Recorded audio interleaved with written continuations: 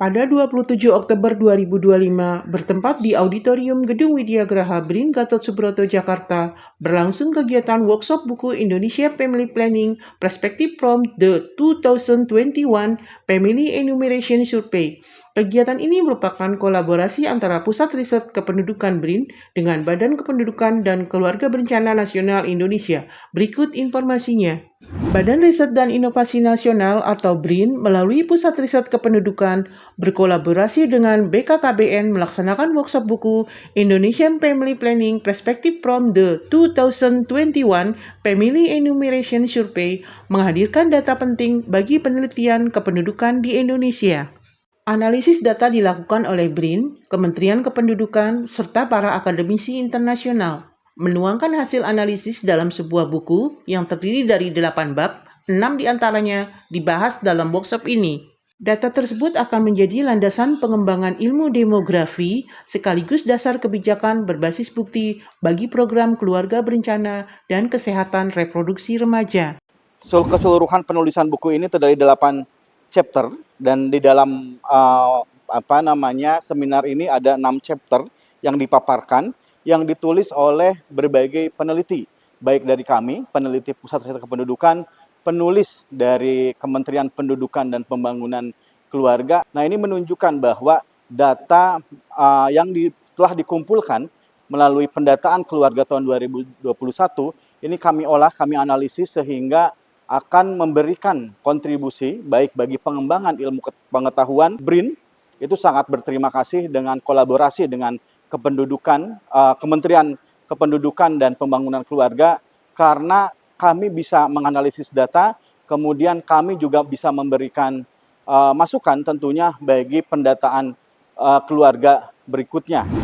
Fokus penelitian oleh peneliti Pusat Riset Kependudukan BRIN menyoroti ibu remaja dan pasangan muda yang sudah menikah dengan penekanan pada peningkatan literasi digital tentang kesehatan reproduksi. Hasil dari analisis data memberikan sejumlah rekomendasi agar program keluarga berencana dan edukasi kesehatan reproduksi remaja berjalan lebih efektif dan diterima masyarakat. Informasi mengenai KB juga dapat diperluas melalui media sosial, sementara fasilitas layanan kesehatan seperti puskesmas memberikan penyuluhan. Jadi, rekomendasinya dari studi ini adalah ada segmentasi sasaran ya untuk setiap wilayah di Indonesia. Rekomendasinya salah satunya adalah karena kita bicara tentang anak muda, rekomendasinya salah satunya adalah dengan meningkatkan literasi digital mengenai kesehatan reproduksi yang komprehensif, di mana termasuk di dalamnya adalah pemakaian kontrasepsi ya. Lalu yang kedua mungkin lebih mengaktifkan lagi sarana-sarana atau fasilitas-fasilitas kesehatan. Dalam artian di sini mungkin kalau sekarang kita melihatnya sarana kesehatan seperti puskesmas itu fungsinya itu untuk kuratif bukan preventif. Tapi sebenarnya fasilitas kesehatan itu juga bisa untuk dipakai untuk aksi-aksi preventif untuk menyebarkan informasi. Itu sih. Lalu yang ketiga karena hasilnya di bagian Indonesia Timur, Maluku dan Papua itu juga pemakaian kontrasepsinya rendah, jadi dibuka youth center yang ramah remaja untuk melayani untuk lebih bisa mengakses informasi-informasi dan juga alat kontrasepsi di wilayah tersebut itu lebih diprioritaskan. Kolaborasi antara BRIN dan BKKBN memungkinkan data dianalisis secara lebih mendalam.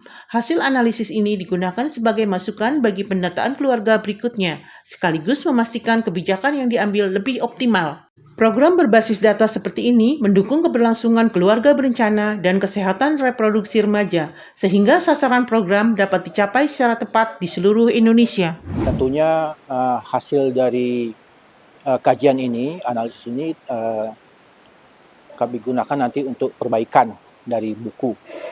Tentunya ada dari buku ini akan juga menghasilkan rekomendasi-rekomendasi kebijakan yang akan kami gunakan nanti di Kemenduk Bangga BKKBN.